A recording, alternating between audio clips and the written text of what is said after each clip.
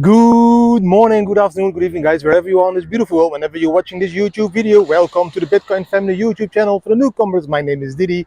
Doing my walk and talk here on the beach on Phuket now, talking about 3 news items, a little bit about the price, and maybe some information about the family. I'm recording with a gimbal, and I have now a mic, wireless mic. Hopefully that is working. Hopefully the sound is okay because it's very windy, so the sound should be good, guys. Now let's jump into the first very important news article over here. Bam!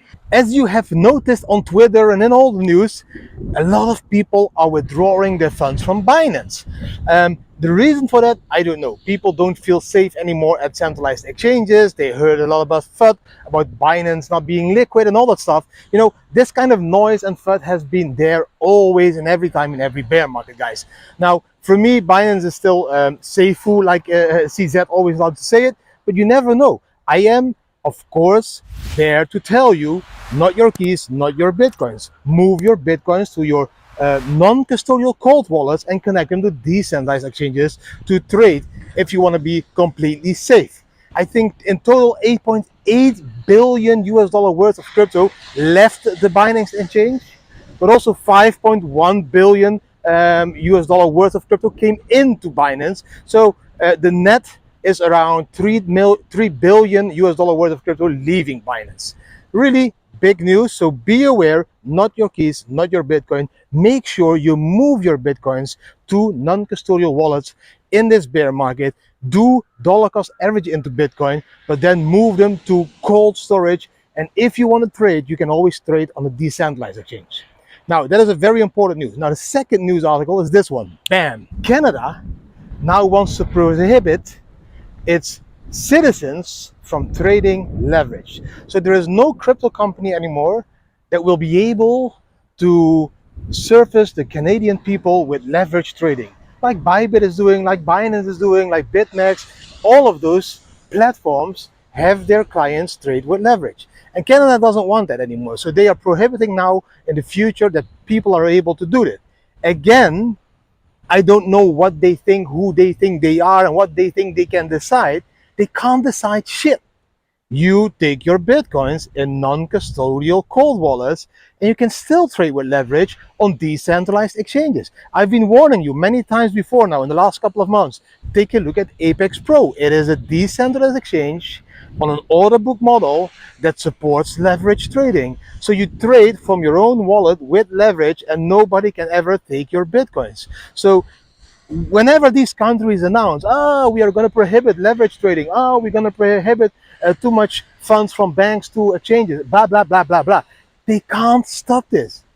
And slowly they will start to realize, but they still don't realize. But you should be realizing, because you should be smarter than your government, and you should be understanding this crypto industry, and you should be knowing now, oh shit, they can't do anything. If I'm in Canada, I will use a firewall. I will do my Bitcoin in a non-custodial wallet, collect to a decentralized exchange, wherever that might be on the world, and start to trade Bitcoin. Nobody can stop you trading or owning Bitcoin, guys. It's very important for you guys to understand. And why is it very important to understand? Because you always need to be a step up front, not behind. Do your steps up front.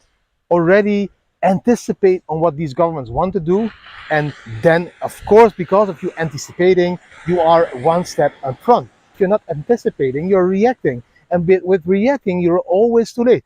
Same like football. Same like football. Did you see the match yesterday? Argentina 3-0, beautiful play. But in football, it's all about anticipating. Anticipating that the player plays you the ball. Anticipating where the corner is going to land. Anticipating everything instead of reacting. Because if you react, you're always one split second too late, guys. So yes, also here in this industry, and all the government regulations and KYC shit that we are seeing, you need to anticipate instead of react. Anticipating you do by taking your Bitcoins out of centralized, regulated KYC exchanges, put them in non-custodial cold wallets in a very privacy way. And if you want to trade in the future, you will be trading on a decentralized exchange. Just believe me, that next bull run is going to be completely decentralized exchanges with leverage on an order book model like Apex is doing. Yes, I'm trailing Apex because I really want you to understand that there is an alternative for all these centralized exchanges that are now stopping or screwing up, like FTX, like that criminal, together with the whoole government. I think that Gensler and all of them were all in this fucking Trojan horse setup. I think it was a huge Trojan horse that this wanted to disrupt, this beautiful industry that we have been building in the last decade, and with that also Bitcoin. They didn't succeed yet, and they won't succeed yet if you and me stay strong. And this is very important, guys. And why is it very important? It's very important for your future, for my future, for the children's future, and all of the people that we know their future, because we all know what they are doing. We all know that they want to get rid of cash, introduce central banks digital currency, and create even more control on humanity than they already have. And we can see the first starts of this. Like we saw already that the English pounds, the old bills of 20 and 50 were being replaced by the new ones. And now the old ones can only be exchanged through a certain date into the new ones. So a lot of old money, how do you exchange that without doing KYC? And now we saw the second example today in India. In India, they have a 2,000 rupees note. And that note, they are trying to phase that note out. So already now for 3 years, the 2,000 rupees note is not being printed anymore. So by that, we're drawing them from the economical system.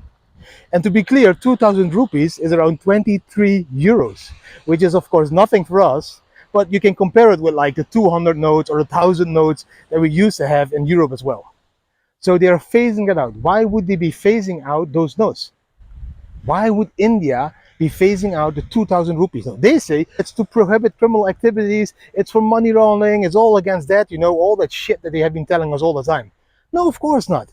They will be phasing out first the bigger notes, and then a step lower, and a step lower. In the end, we only have $5 notes or like $1 note, whatever it is. And then if you want to buy all that big stuff out there, like something for 3K or 5K, you will be needing to do this with digital currencies. And they want you to do that with the central bank's digital currency. And I want you to do that with Bitcoin or any other cryptocurrency. So for me, it is very important that if I read these things in the news that India is phasing out that note already for 3 years, they have a plan behind it. And that's happening all over the world. Also in the Netherlands. I can't pay with a 200 euro note anymore in the Netherlands in the Dutch stores. In Portugal, I can still use a $200 euro note. But there it's a normal thing. So every country is going to do this in their own tempo, and they are going to phase out these bigger, those higher notes, like the 200 euro note or the 2,000 rupees notes, and slowly step it down to the smaller ones as well, to get full control by you using the central bank's digital currency.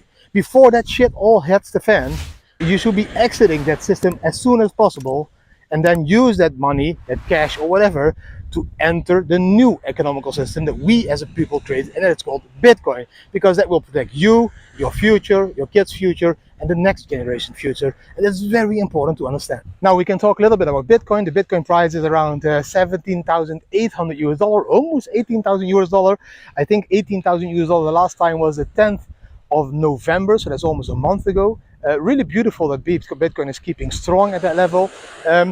Is this positive or negative to in the bigger picture? It doesn't matter in the bigger picture, guys. In the bigger picture, Bitcoin is going to be always here doing what it does. It's going to decentralize the monetary system, create a honest one that you, me, and all the poor people all over the world can access and use.